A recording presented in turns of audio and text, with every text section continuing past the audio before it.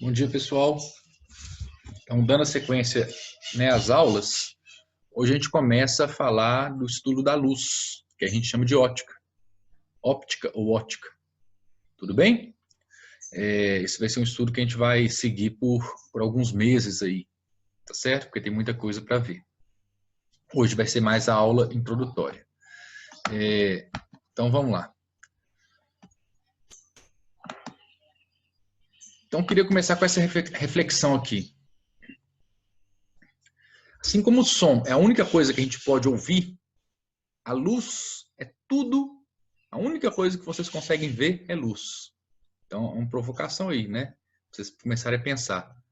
Você acha que, não, estou vendo meu colega, estou vendo o celular, depois nós vamos discutir por quê, mas tudo que você está vendo, na verdade, é luz ou ausência de luz. Tudo bem? A informação toda que chega para você identificar o que é um objeto é através da luz. Depois a gente vai discutir isso com mais calma.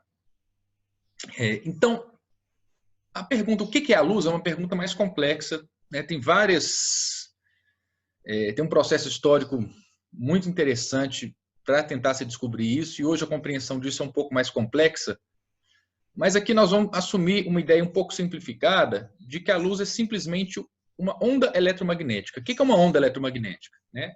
Se você pega uma corda, e balança, né? Faz um pulso, aquele pulso se propaga através da corda e cria-se uma onda. Tá? Bem, eletricidade a gente vai estudar lá no terceiro ano. Vocês vão estudar no terceiro ano. Né? Mas eu já adianto que quando você tem um objeto carregado eletricamente, com carga positiva ou carga negativa, existe em volta dele, né, o que a gente chama de um campo elétrico. É uma espécie de um campo de energia, vamos pensar assim. E se eu sacuro esse objeto, esse campo de energia, ele ondula. E essa ondulação, essa perturbação, essa oscilação se propaga. E é isso que vai criar o que a gente chama de uma onda eletromagnética. Tá? O termo também, não se preocupa com esse termo magnético, vocês vão estudar isso com detalhes, com um pouco mais de detalhes no terceiro ano. Então, isso faz o que a gente chama, assim, não preocupa com o termo, né? Eletromagnético, vocês vão entender depois. Mas essa que é a ideia, tá? Uma onda eletromagnética vai ser criada a partir da oscilação, tá? de um objeto que tem carga elétrica. Tudo bem? Então, beleza, vamos seguir.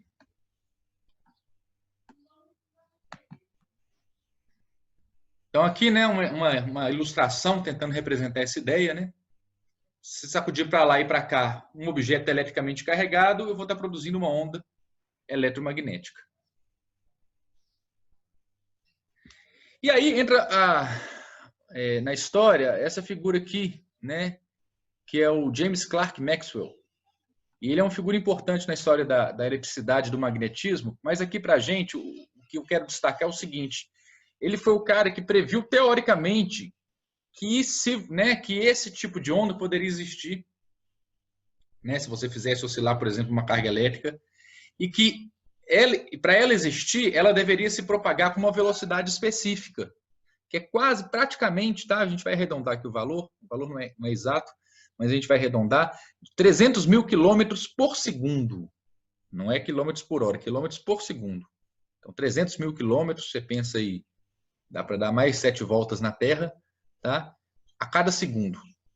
E aí, o que foi interessante? Quando ele calculou essa velocidade que era necessária para as ondas eletromagnéticas, esse valor que ele encontrou era exatamente o valor que o pessoal já tinha medido para a velocidade da luz, né? Os cientistas já conheciam esse valor para a velocidade da luz. Então, o que casou aí, né? O que o pessoal sacou a partir desse cálculo? Que a luz nada mais era do que um tipo de onda eletromagnética. Né? Como ela, assim, não só por isso, né? Mas como ela tinha várias propriedades de onda e a mesma velocidade do que essas ondas previstas pelo Maxwell, né? A conclusão que se chegou é de que a luz era uma onda eletromagnética. Tá? Então, em resumo, né? A luz era simplesmente essa radiação eletromagnética com um intervalo de frequências. Assim como o som, eu só chamo de som quando ele está entre 20 Hz e 20 mil Hz, né? Senão ele é ultrassom acima de 20 mil ou infrassom abaixo de 20 Hz.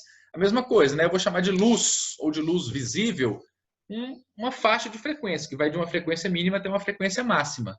Tá? Só que aqui as frequências são muito maiores do que quando a gente fala de som. Aqui eu não estou falando de 20 mil, de 20 mil.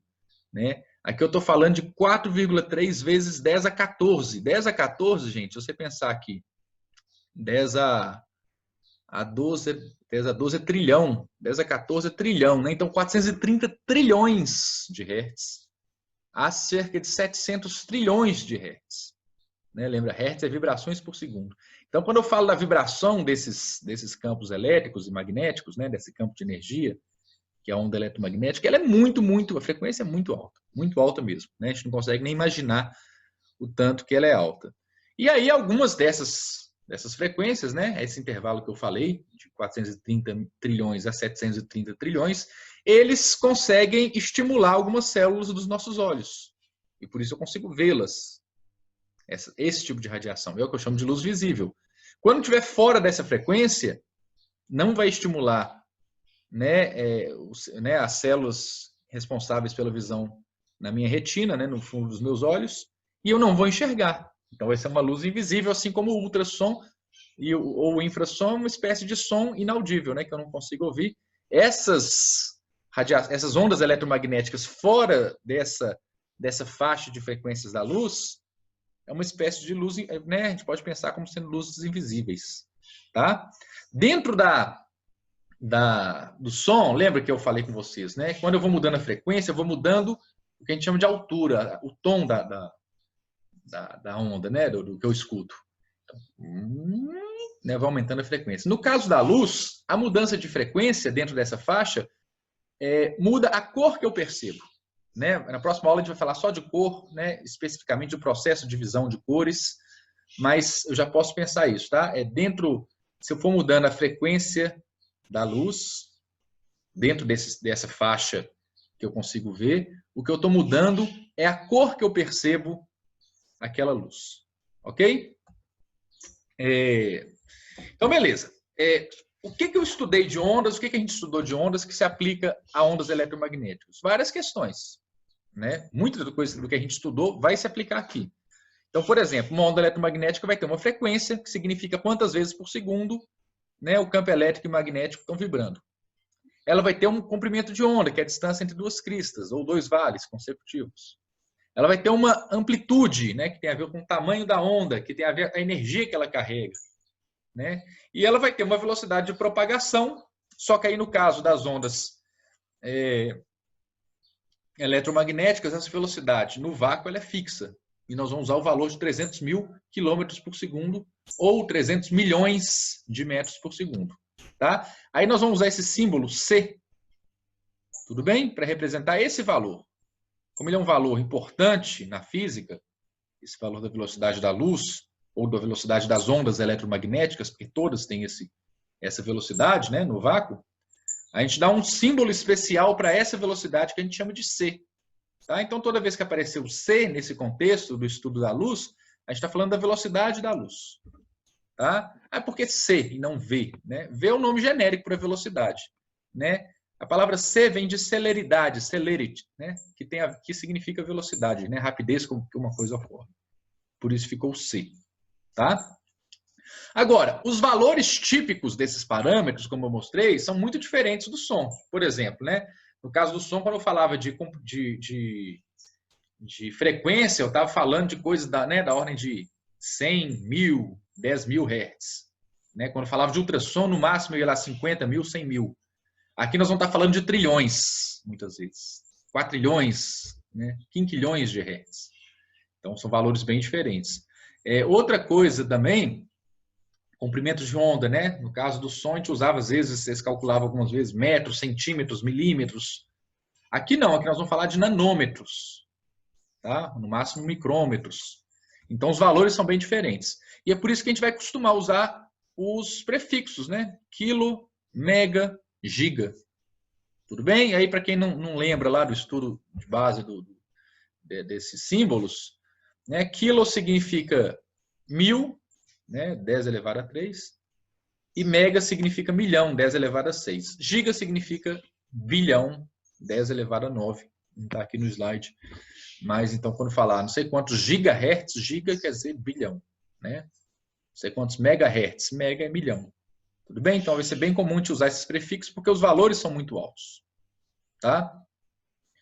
E como eu falei, né, para comprimento de onda, a gente vai usar muitas vezes nanômetro ou micrômetro. O que é um micrômetro?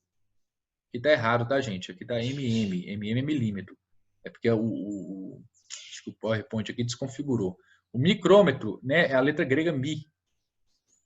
Tá? Então, ela é como se fosse um M mais estilizado, assim. Ó, tá? Então, o micrômetro seria 10 a menos 6 e o nanômetro 10 a menos 9. Deixa eu só corrigir isso aqui para vocês verem como é que é o micrômetro. Para não ter essa confusão. Aqui, ó.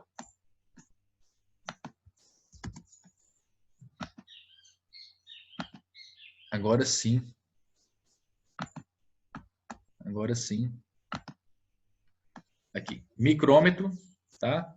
10 a menos 6 metros. E nanômetro, 10 a menos 9. Ok?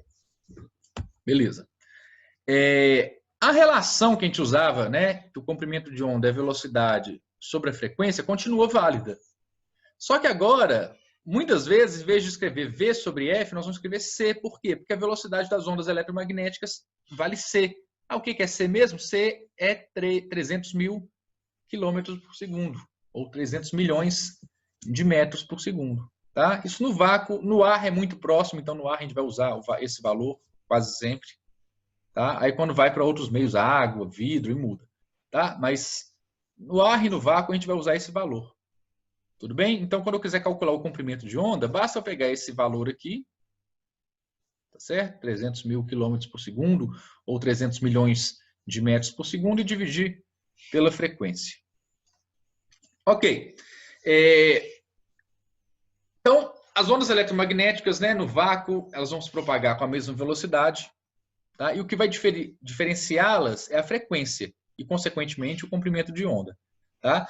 Quando eu pego toda essa classificação de todo o conjunto de ondas eletromagnéticas, baseado na frequência ou no comprimento de onda, eu tenho o que eu chamo de espectro eletromagnético. Então, o que é o espectro eletromagnético? É o conjunto de todas as frequências de ondas eletromagnéticas. No caso do som, se a gente voltasse lá no som, é mais simples, né? Porque eu tenho entre 20 e 20 mil hertz, que eu chamo de som audível, o som.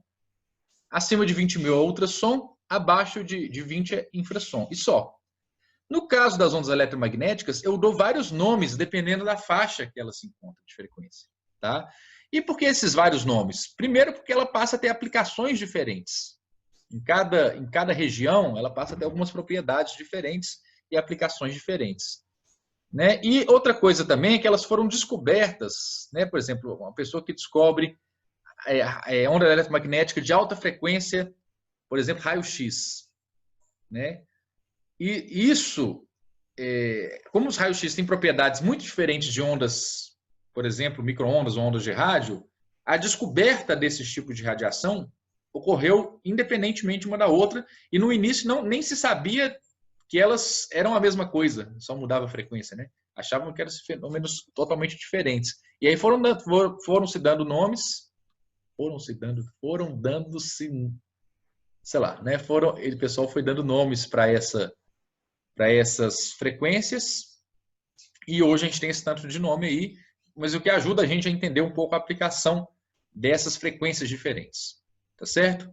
Então, eu teria, né, quando a frequência é mais baixa, gente, aqui, eu estou falando de cerca de milhões de hertz, tá? De dezenas de milhares a milhões de hertz. Eu tenho o que eu chamo de ondas de rádio. Não confundir ondas de rádio com som. Eu não estou falando do som que sai do rádio. Eu estou falando da onda eletromagnética que é usada para comunicação, por exemplo, nos rádios, né? Mas não só rádio, TV também, tá certo? Enfim, essa faixa aqui poderia ser dividida em várias outras mais estreitas, mas eu vou chamar todo esse conjunto aqui de ondas de rádio, né? E são ondas mais longas, por ser de menor frequência, né? O comprimento de onda é maior, e são usadas em comunicações, dentre outras aplicações, né? Mas principalmente comunicações, tá? Então, internet, TV, rádio, se não me engano, alguma faixa aqui vai ser celular também, tá? E depois a gente comenta mais adiante por que essas ondas longas são usadas para comunicação. Mas tem a ver com o fato dela conseguir contornar melhor grandes obstáculos, não ser barrada tão facilmente, tá? Subindo um pouco a frequência, a gente tem aqui o que a gente chama de região das micro-ondas, né? Frequências mais altas chamam micro-ondas, né? Aí vocês vão associar com o quê? Com um forno de micro-ondas, né? O forno de micro-ondas chama forno de micro-ondas por quê? Porque ele usa essa faixa de frequência, né? Que a gente chama de micro-ondas, e uma das utilidades específicas dessa faixa, para a gente, né, para o cotidiano, é o fato dela ser boa para esquentar a água. Ela é muito absorvida pela água e ela esquenta a água. Então, tudo que tiver água, como a maioria dos alimentos, pode ser aquecido de forma muito rápida, usando micro-ondas. Tá? E é isso que o forno de micro-ondas vai fazer, né? Você bota um prato de comida, quanto mais água tiver naquele alimento, mais rápido ele vai esquentar, porque o que vai estar esquentando ali dentro é simplesmente a água, né? Tanto é que se você botar, por exemplo, um alimento mais seco, um alimento né, com mais água, tipo feijão, por exemplo, você vai ver que esquentam em velocidades muito diferentes, né? Além do fato de ele secar um pouco o alimento, né? Porque a água vai esquentar e parte dela vai virar vapor, tá? Subindo aqui na frequência, a gente vai ter a faixa que chama de infravermelho, tá? É uma região interessante, depois eu comento o nome, daqui a pouquinho eu comento o nome de onde vem infravermelho, mas é uma faixa interessante porque é a faixa que a gente mesmo emite, não sei se você sabe, mas vocês emitem ondas eletromagnéticas, vocês emitem radiação, eu também, tá? Porque a gente tem na gente cargas elétricas, né? Os átomos são formados por cargas elétricas, prótons, elétrons, e essas cargas vibram, né? Elas não estão paradas. Então a gente emite ondas eletromagnéticas, tá certo? Nessa faixa aqui, infravermelho. Tudo bem? O infravermelho você pode também sentir, às vezes, quando você está em volta de uma fogueira, tá? A fogueira emite luz, mas aquela sensação de esquentar, ela vem do infravermelho. Aí repara, gente, que tem uma faixa muito estreita, diferente do som que vai de 20 a 20 mil Hz, a faixa de luz visível, né, de ondas eletromagnéticas que eu consigo ver com os olhos, ela é muito estreita. Então, tudo que eu vejo, né, todas as cores possíveis, toda a informação que chega dos objetos, elas estão relacionadas com essa faixa estreita aqui de frequências, que, como eu falei com vocês, vai de 430 trilhões a 700 trilhões de hertz. O que a gente vê é isso. Tá? A mais dessas visíveis, a de menor frequência é o vermelho. Por isso que essa região que fica aqui mais baixa que o vermelho, eu chamo de infravermelho, assim como tinha o infrassom, abaixo do som, infravermelho abaixo do vermelho, né? Aí, dentro dessa faixazinha estreita ali, ó, na setinha do mouse está mostrando, tem todo o espectro que a gente vê no arco-íris, né? Então, aquelas infinitas cores que a gente normalmente classifica como 7, né? Vermelho, laranja, amarelo, verde, azul, azul escuro, violeta.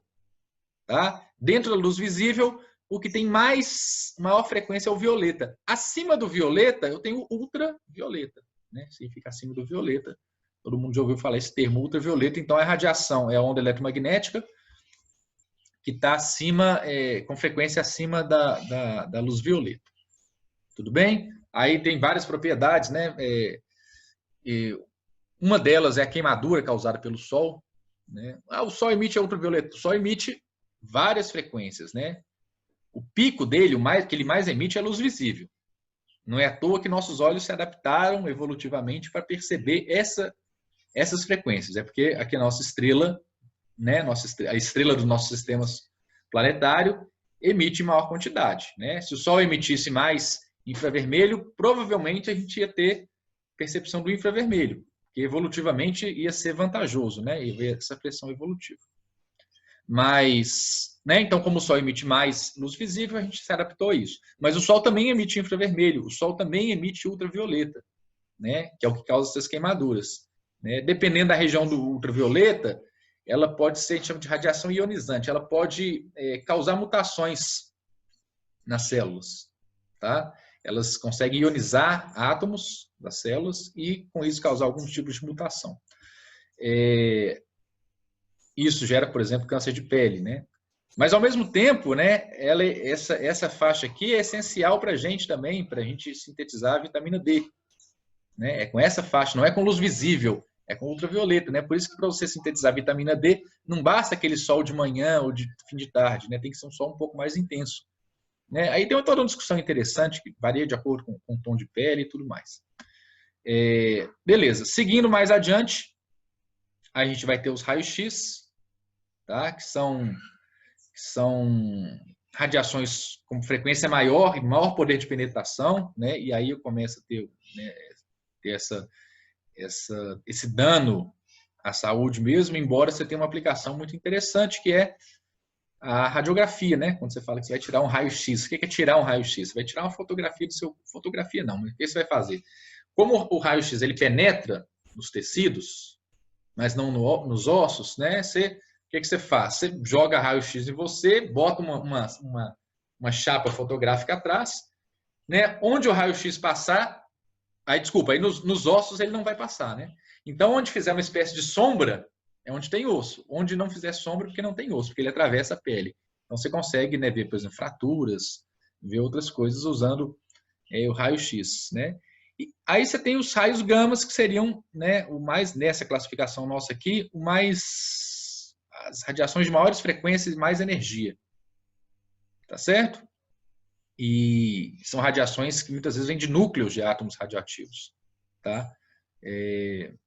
Enfim, esse é o espectro básico, né? Cada uma dessas regiões, elas podem ser subdivididas, por exemplo, ultravioleta, você tem o UVA, o UVB, acho que o VC também, da outros rádios tem AM, FM. Você tem, né? Se você for estudar, se você for um especialista em qualquer um desse tipo de radiação, você vai ter várias divisões, mas em termos gerais é isso aí, tá certo? Então isso é o espectro eletromagnético, tá? Aqui eu acabei falando no slide anterior, era para ter falado nesse aqui, né? Mas aqui você tem uma outra imagem que ajuda também você a visualizar isso aqui. E é interessante, né? Essa outra figura, que ele pega essa faixa estreita e amplia aqui só para a gente ver, né? Que dentro que eu tenho, né, todo o espectro de luz visível. Tá? Repare que esse aqui está ao contrário do anterior. Não sei se vocês separaram, né? O raio gama aqui está à esquerda. No anterior ele estava lá na direita. Estava ao contrário. Por quê? Porque esse aqui está medindo a partir de comprimento de onda. Né? Vai crescendo o comprimento de onda. O outro crescia em termos de frequência. Tá? Mas é isso que eu falei no último slide. E é uma coisa interessante, né, gente? Porque a grande maioria das ondas eletromagnéticas eu não consigo ver. Se você voltar lá no espectro, eu só consigo ver isso aqui. Né? A grande maioria eu não consigo ver. Mas elas estão aí, né? Rodando aí as coisas. Né? As coisas que estão ao nosso redor emitem principalmente infravermelho. E eu sou cego a eles, né? Eu não consigo ver o infravermelho. Então, é interessante que a gente vê só uma minúscula parte desse espectro, mas a gente está mergulhado num mar enorme de radiações eletromagnéticas que são invisíveis. Tá? Aí só uma curiosidade. Vocês já viram aqueles sensores de, entre aspas, visão noturna, né?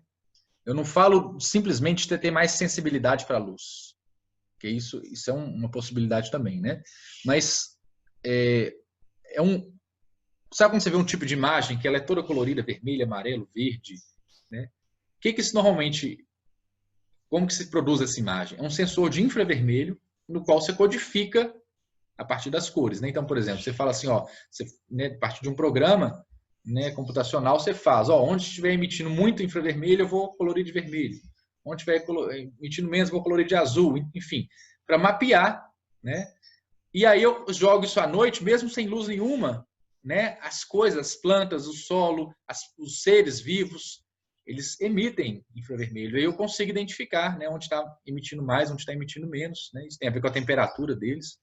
Enfim, e aí eu consigo ver, né? E tem alguns animais que conseguem sentir, perceber esse infravermelho, né? Principalmente animais noturnos. E é uma forma de ver coisas que a gente não veria, que a gente não vê, né? Enquanto seres humanos, que adaptamos mais à luz do dia. E aí a gente, na luz do dia, a gente usa a luz que o sol, né? Que chega do sol e reflete nos objetos, para a gente se orientar, né? Agora, se não tivesse a luz do sol, de duas uma, né? Ou eu tenho que ter uma sensibilidade muito grande para a luz, para captar aquela pouca luz que chega à noite, né?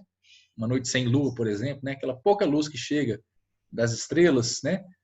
Para eu captar aquilo, então tem que ter uma sensibilidade muito grande. Ou eu parto para uma outra estratégia, né? Evolutiva, que é estratégia evolutiva é péssimo, porque a evolução não tem estratégia, né? Mas uma outra adaptação possível que seria vantajosa seria você ter essa percepção de outras faixas de radiação. Ok? Aí um exemplo eu achei interessante trazer, né? Que é uma mesma galáxia, eu acho que é Andrômeda, já não acho que é. Né, observada em várias frequências diferentes. Claro que aqui, gente, tudo traduzido depois, codificada em termos de luz, né, em termos de cores. Tudo bem? Então, por exemplo, quando eu observo essa galáxia num telescópio, aí, claro, né, com um tempo de exposição suficiente, um telescópio, né, com abertura suficiente, o tempo de exposição para tirar uma fotografia o suficiente, eu vou ter essa imagem aqui, tá? Se eu olhar direto do telescópio, não consigo ver essas cores, por exemplo, porque elas precisam de mais tempo, mais luz chegando para eu conseguir formar essa imagem. Mas eu tenho essa imagem a partir da luz visível. Agora, se eu observar essa galáxia no infravermelho, tá? Então, como é que eu vou observar no infravermelho? Eu não consigo ver infravermelho. Então, deixa eu te explicar o que é. É você colocar um sensor de infravermelho a partir depois do telescópio, para você captar a radiação infravermelha que chega. Repara que outras partes da galáxia que pareciam não existir se realçam aqui. Ó. Olha esse braço aqui, por exemplo. Né? Aqui você nem enxerga ele, né? Porque ele não está emitindo luz visível, ele está emitindo infravermelho. Se eu boto para observar a partir de ondas de rádio, né, frequências mais baixas entre aspas, né, de radiação eletromagnética, de onda eletromagnética, eu observo outras partes da estrutura dessa galáxia. Né? Já se eu vou para o ultravioleta, eu vejo outras coisas. Né? E se eu vou para o raio-x, é uma outra imagem ainda. Então, você vê que tem partes da galáxia que são invisíveis a um tipo de radiação, mas não são invisíveis a outra. Né? Olha que interessante, como se eu observar por onda de rádio, parece que ela não tem nada no meio. Mas se eu observar por raio-x, parece que ela é só o meio. Né? E cada faixa de frequência vai me dar informações diferentes, né, sobre a galáxia. Aí eu coloquei essa pergunta. É correto dizer que uma onda de rádio é uma onda de frequência muito baixa? Bem, sim e não. Né? Ela é baixa comparada com outras ondas eletromagnéticas. Mas ainda assim, né, são dezenas de milhares, centenas de milhares ou milhões de hertz. Então, né, comparado, por exemplo, com o som, é muito maior. Né? Uma onda de rádio é também uma onda sonora? Não. Né? Uma coisa é a onda, quando a gente fala rádio, né, dá impressão pelo aparelho rádio, né, emitir som, que é a mesma coisa. Mas não. Quando eu falo onda de rádio, eu estou falando da onda eletromagnética que vai chegar na antena, por exemplo. Que é uma onda, né, eletromagnética, não é uma onda sonora. Eu não escuto essa onda. Né? Aí no rádio ela vai ser convertida para fazer vibrar o alto-falante e aí sim produzir no ar uma vibração, que é o som que eu escuto. Então, não confundir onda de rádio com onda sonora. Tá? São coisas diferentes. Ok, vamos seguir, gente. Como que a luz e a radiação e as ondas eletromagnéticas, de uma forma geral, interagem com a matéria, né? Com as coisas que estão ao nosso redor? Então, tem algumas formas, né? Quando o material é transparente, o que acontece? A luz ela vai atravessar esse material, ela vai ser transmitida através desse material. Ok? No entanto, ao atravessar esse material, ela diminui sua velocidade. Tá? Nós vamos depois discutir como que isso acontece. Tá? Mas o importante aqui para a gente é que ela diminui sua velocidade, ou sua velocidade média, dentro desse material. Tá? Então, por exemplo, na água, que é um material transparente, a luz atravessa, a velocidade da luz, das ondas eletromagnéticas, elas caem para 230 mil quilômetros por segundo. Vou falar da luz mesmo, tá, gente? Porque tem onda eletromagnética que não atravessa a água. O vidro, né? A velocidade da luz dentro do vidro é cerca de 200 mil quilômetros por segundo. Então, não é mais 300 mil, 200 mil. Então, a velocidade cai ao atravessar esses materiais transparentes, mas a luz atravessa, né? Consegue atravessá-los. Ok? Nem todas as ondas eletromagnéticas atravessam os mesmos materiais. Tá? Quem viu aí a aula de ressonância, isso tem a ver com ressonância. Tá? Então, se um tipo de frequência entra em ressonância com os átomos, ou os elétrons, ou qualquer estrutura do vidro, por exemplo, o vidro vai absorvê-lo. Tá? Então, por exemplo, se não me engano, não vou dar 100% de certeza disso, tá, gente? Mas o vidro, ele, apesar de transparente à luz visível, quando você entra para o infravermelho ou vai para o ultravioleto, ele deixa de ser transparente. Tá? Não sei até que ponto desse ultravioleto e desse infravermelho. Tá? Mas o infravermelho, por exemplo, não passa pelo vidro.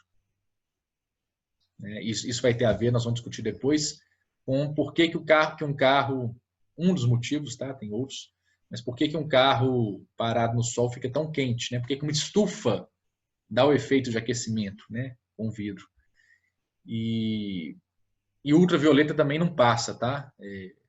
Mas pelo menos pela maioria dos vidros comuns. Né? E pelo menos uma parte dos ultravioleta. Por isso que, né, que não adianta você tomar sol através do vidro achando que vai sintetizar a vitamina D, por exemplo, porque o ultravioleta não vai passar e não vai sintetizar. Ok? Material opaco é um material que não deixa passar a luz. Tá? Aí a luz ou vai ser refletida ou vai ser absorvida. Tá? E então, quando ela é absorvida, ela aumenta a temperatura daquele objeto.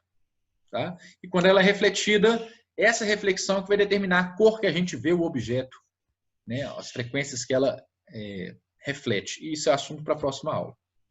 Ok? Mas então, materiais transparentes. A luz atravessa, materiais opacos, ela ou absorvida ou ela reflete, mas ela não passa. Tudo bem? Aqui nós vamos falar mais de luz visível, porque, né, pensando na nossa visão dos objetos. Tá? Mas o que é opaco para uma determinada frequência pode ser transparente para outra. É bom ter isso claro. Assim. Aqui está o que eu falei, ó, gente. Né? Os materiais se comportam de maneira diferente para cada faixa de radiação. Quando eu falo radiação, eu estou falando de onda eletromagnética. Tá bom, gente? Então, por exemplo, o vidro ele passa a luz visível, mas bloqueia o ultravioleta e bloqueia o infravermelho. Né? Ok? Então é isso. Tá? A aula da semana foi essa. Na próxima aula eu vou falar de cores e a visão das cores. Ok? Então, beleza, gente? Valeu. Até a próxima.